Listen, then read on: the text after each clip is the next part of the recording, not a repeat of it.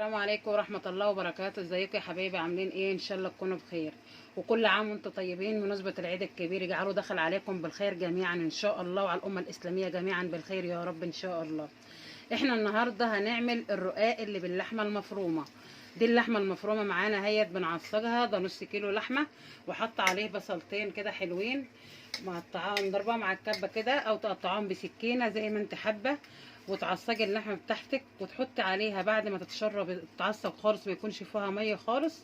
تحطي عليها الاول معلقه فلفل اسود وتحطي عليها مكعب ماجي.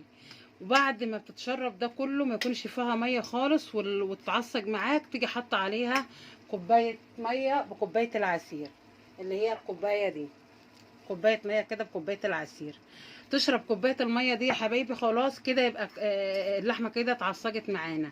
وتملحيها الملح بتاعها المظبوط، تحطي معلقه صغيره او نص معلقه صغيره وتدوقي لو لقيتها عايزه ملح. المهم ان انت تظبطي الملح، لا تخليه زياده ولا ناقص، لان الحاجات ديت لو الملح زايد فيها بتبوظ طعم الحاجه، ولو الملح برضو ناقص فيها بتبوظ طعم الحاجه. فانت تحطي نص معلقه الاول وتدوقي اللحمه معاكي، لقيت الملح بتاعها مظبوط خلاص، لقيتها ناقصه شويه ازود حبه زي ما انتم شايفين كده. ده الرقاق اللي كلنا عارفينه، اللي هو بتاع العيد، اللي بنعمله صينيه الرقاق بتاعنا، الرقاق الناشف. انا هوريكم برضو الطريقه بتتعمل ازاي. ودي الشوربه بتاعتي هيت انا بجهزها، شوربه اللحمه. حطيت فيها مكعبان ماجي واظبط الملح بتاعها برضو. لو بعد ما احط المكعبان الماجي حاسه ان عايزه ملح بحط لها حبه ملح، مش عايزه المهم ان انا اظبط الملح بتاعها برضو. دي الشوربه اللي بسقي منها الرقاق بتاعي وانا برص الصينيه. وتابعوا معايا كده خطوه خطوه لحد ما نخلص معانا صينيه الرقاق. كده يا حبايبي احنا عصجنا اللحمه اهي زي ما حضراتكم شايفين. انا كده حطيت كوبايه الميه وشربتها اللحمه. بعد ما بعصج اللحمه الاول عشان ما تحطوش الميه واللحمه لسه نيه، احنا الاول بنعصج اللحمه كده بالزبده زي ما اوريكم. احط عليها معلقتين زبده واحط واعصبها. وبعد ما تشرب الميه بتاعتها اللي هي تحت اللحمه بس نفسها، اجي بعد كده بقى احط عليها كوبايه الميه واحط عليها مكعب ماجي.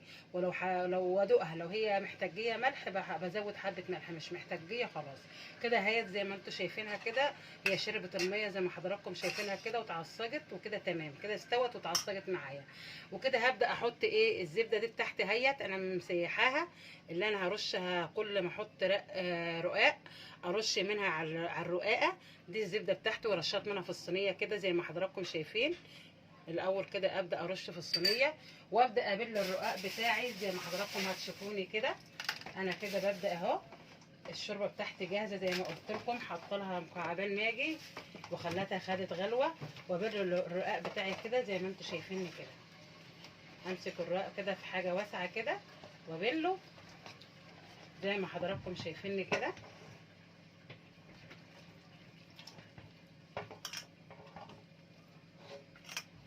الشوربه تبقى سخنه برضو معايا عادي عشان الرقاق يهبط معايا ما يبقاش ناشف زي ما حضراتكم شايفيني كده. وامسك الرقاقه كده ارص في الصينيه زي ما حضراتكم شايفيني كده. وكل رقاقه والتانيه بين الرقاقه والتانيه كده احط الزبده، ارش زبده كده. الزبده بقى زي ما انتوا عايزين، انا مش هقول لكم مثلا بتحطوا 3 معالق 4 معالق، زي ما بتعوزوا بقى على حسب الكميه اللي انتوا بتعملوها. وافضل ارص كده معايا في الصينيه زي ما حضراتكم شايفيني كده. كل رقاقه كده ابلها بالشوربه بتاعتي اهو.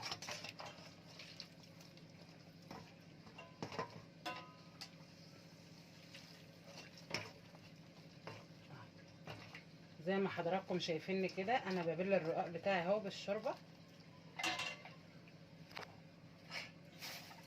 وابلها كويس عشان تبقى تهبط معايا في الصينيه بتاعتي كده.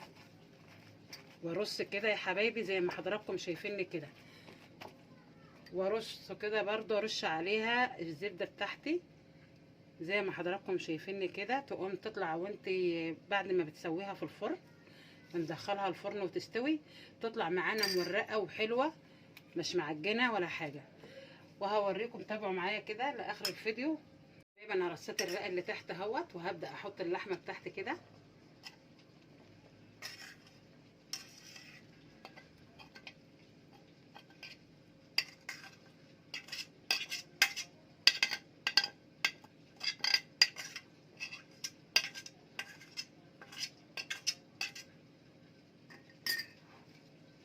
وافرد اللحمه بتاعتي كده في الصينيه.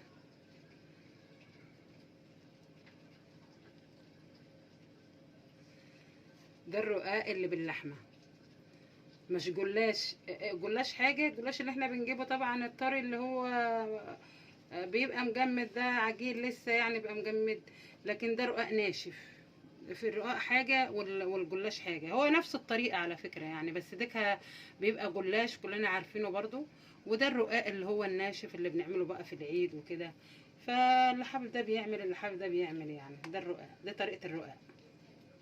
كده يا حبيبي انا فرشت اللحمه زي ما حضراتكم شايفين كده، وابدا احط برضو من فوقيها كده رص الرقاق بتاعي برضو كده، كذا واحده كده برضو احطها على الوش زي ما حضراتكم شايفيني كده. وارش كده معايا الزبده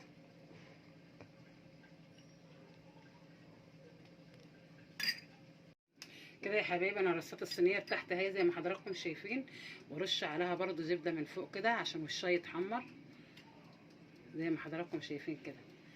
الزبده لازم تحطها، ترش لها برضو من فوق كده عشان وهي بتتحمر طالعه محمره وشكلها حلو كده. تعملوها كده بألف هنا وشفا ان شاء الله. زي ما حضراتكم شايفين كده. دي صينيه الرقاق كده. حطينا اللحمه زي ما حضراتكم شفتوني في النص، وكملت برضو بقيه الرص بتاعي لما مريت الصينيه بتاعتي كده زي ما حضراتكم شايفين. وكده هدخلها الفرن كده خلاص، هدخلها الفرن خلاص. يا حبايبي صينيه الرقاق استوت معانا زي ما انتم شايفينها بالشكل الجميل ده. انا حطيتها قعدت معايا يعني ساعه الا ربع على درجه حراره 250 في التوستر اللي هو بالكهرباء. وبعدين بصوا انتوا ما تحكموش نفسكم بالساعه، انت ممكن تشوفي وشها احمر كده خلاص يبقى هي استوت معانا. يعني مجرد ما وشها بيحمر من فوق كده تعرفها انها استوت معانا. خليها على درجه الحراره اعلى حاجه في التوستر اللي هي 250. ولو عندك فرن كده بوتاجاز برضو نفس الحكايه، بتخليها نص ساعه عشان الفرن البوتاجاز اقوى طبعا. بتخليها نص ساعه، ومجرد برضو ما وشها يحمر معاكي كده تعرفي ان هي استوت. وكده خلصت معانا صينيه الرقاق بتاع العيد. تعملوها وتاكلوها بالف هنا وشفا. وكل عام وانتم طيبين، وتعود عليكم الايام وانتم بصحه وعافيه دايما يا رب. ما تنسوش تفعلوا الجرس وتدوسوا لايك عشان يوصلكم كل جديد. والسلام عليكم ورحمه الله وبركاته.